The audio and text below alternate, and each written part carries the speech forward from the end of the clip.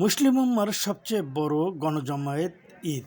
ঈদ মানেই আনন্দ, ঈদ মানে যেমন খুশি, তেমনি মানুষের আত্মশুদ্ধি ও সৃষ্টিকর্তার নৈকট্য লাভের আশায় পশু কোরবানির মধ্য দিয়ে পালিত হলো ঈদুল আজহা।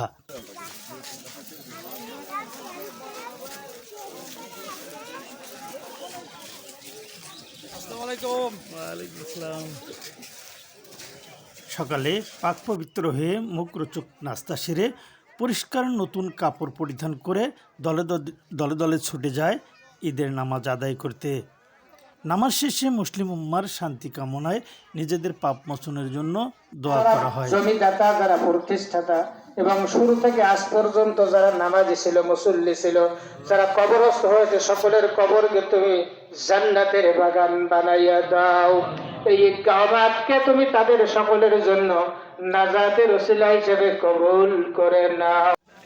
পরে পশু কোরবানির মধ্য দিয়ে দিনটির কার্যক্রম শেষ করেন মুসলিম উম্মারা।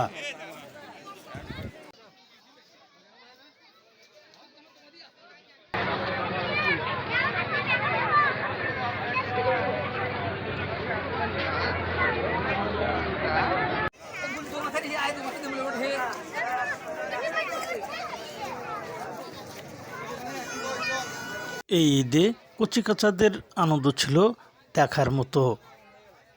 মোহাম্মদ নুর আলম সরকার, প্রবাসী বাংলা।